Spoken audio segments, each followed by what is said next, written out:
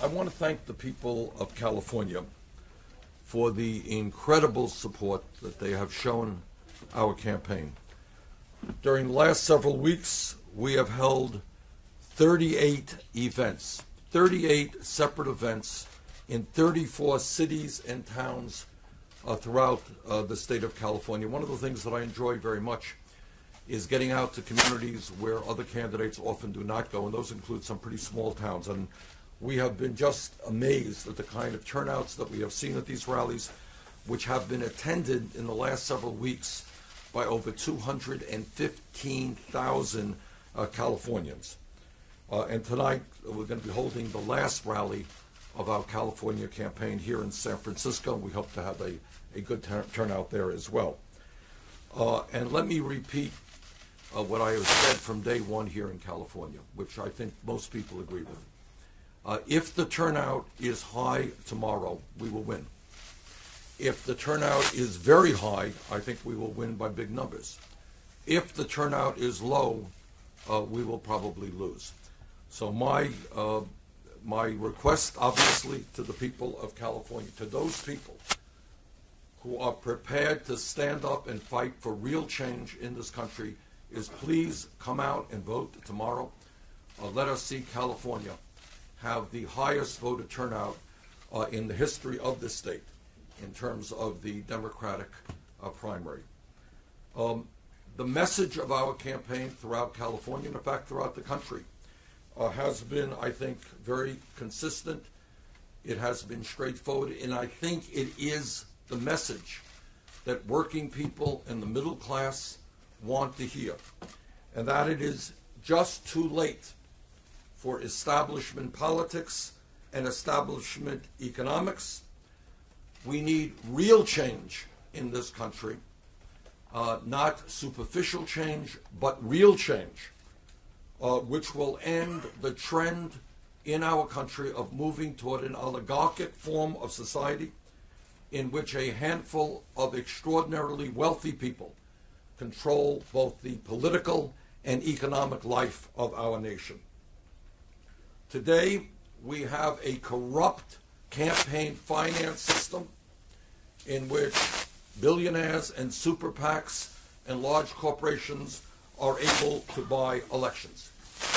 We have a rigged economy in which study after study shows that almost all new income and wealth is going to the top 1% at a time when the middle class continues to shrink and shrink and shrink, and when millions of our people are working longer hours for lower wages. We will not, in my view, be able to move forward as a nation and address these crises unless, in fact, there is a political solution in which millions of people stand up, fight back, and demand a government which represents all of us and not just wealthy campaign contributors. We need a president and we need a government which will lead us into comprehensive immigration reform, where today we have 11 million people living in the shadows, living in fear because they are undocumented. We need real criminal justice reform so that we end the international embarrassment of having more people in jail than any other country on earth. We need to pass a Medicare for all health care system so that we do not remain the only major country on earth not to guarantee health care to all people. If we do not address the planetary crisis of climate change, this world and our children and our grandchildren will pay the price, which is why I believe we need bold action and why we need a tax on carbon. I've gone around California and I learned something that I did not know, and that there were tens of thousands of families in this state living in homes where when they turn on the tap, they cannot get drinkable water.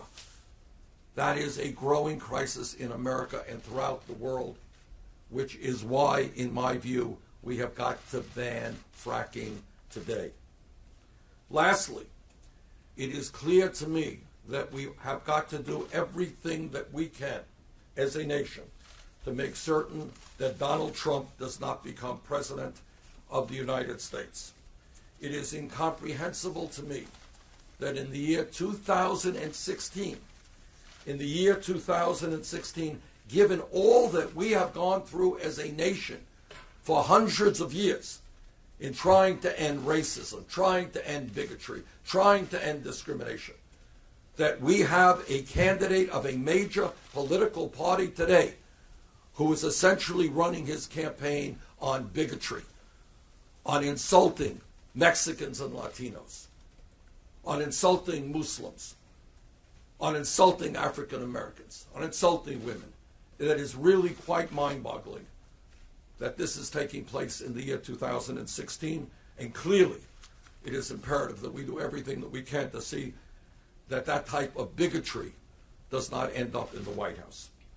I am very proud that in virtually every national poll and every statewide poll done, including the recent polls here in California, we are defeating Trump, and we are defeating him badly. Just here in California, not to mention every other state. The last three polls had us beating Trump by 34 points, by 29 points, and by 23 points. And the last point that I would make is that in all of these polls, and in virtually every poll done nationally and in various states, we defeat Trump by larger numbers than does Secretary Clinton. And in some cases, she is actually losing to Trump when we are defeating him. And the last point is the recent insults to Judge Gonzalo Curiel are again beyond comprehension. This is the year 2016.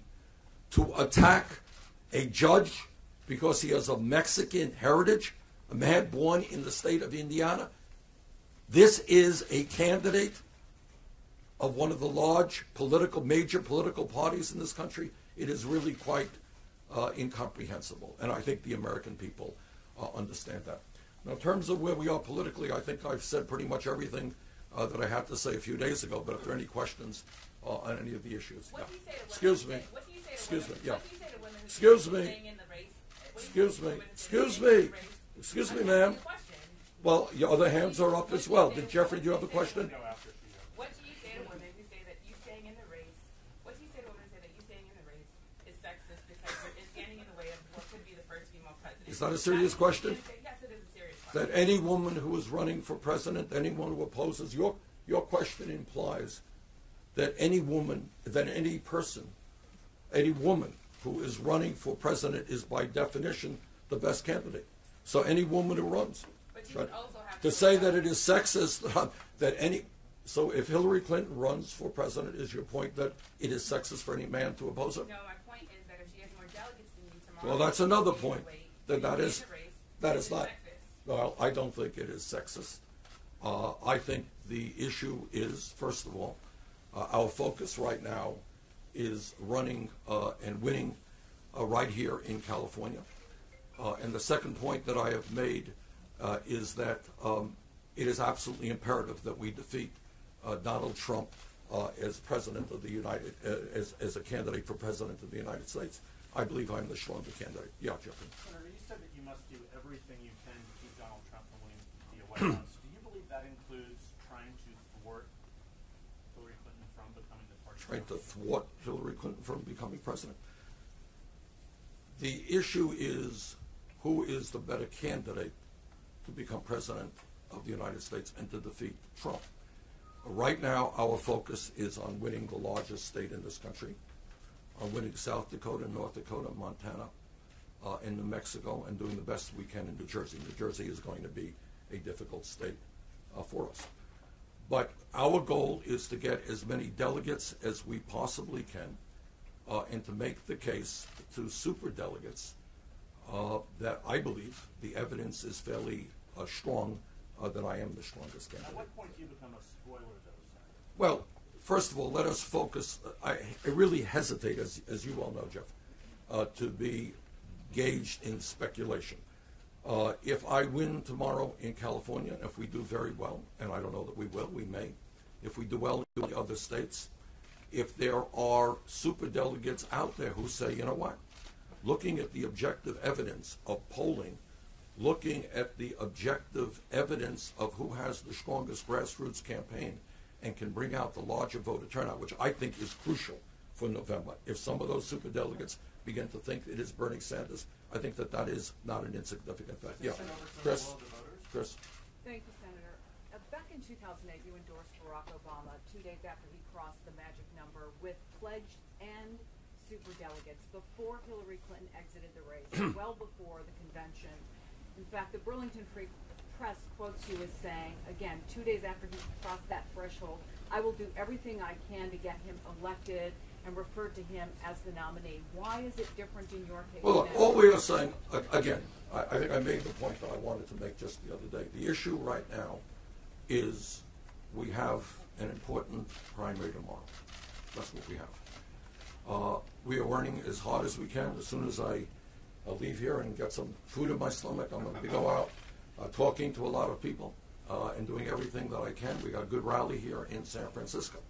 So right now, my focus is on winning the largest state in our country, which has 475 delegates, and in winning the South and North Dakota elections, in winning Montana, and in winning New Mexico, and doing the best we can in a tough race in New Jersey.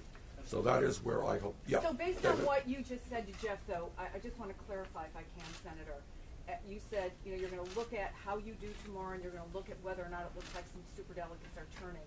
If the numbers aren't with you tomorrow, and if you don't get an indication, would you consider endorsing Hillary Clinton before the convention? Well, that's something. First of all, you're asking me to speculate. So let me just talk to you after the primary here in California, where we hope to win.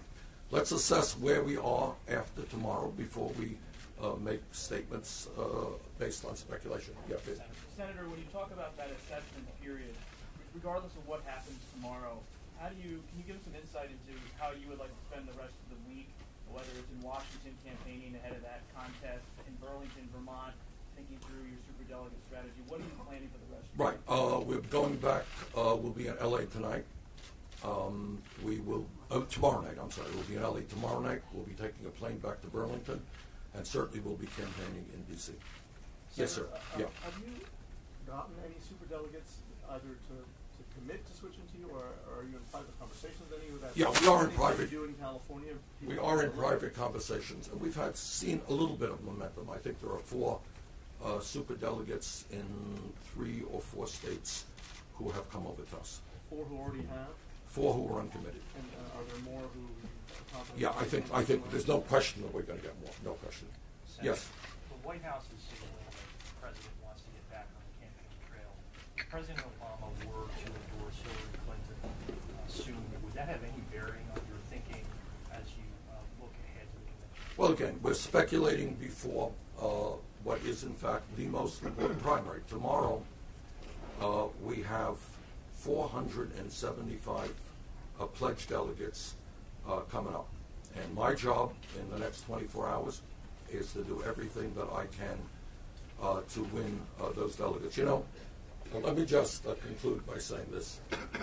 When we started this campaign a little bit over a year ago in Burlington, Vermont, I think that most people, and most of you, and most of the punditry thought that this campaign would not go very far. And yet we are on June 6th arguing or debating who will win California tomorrow.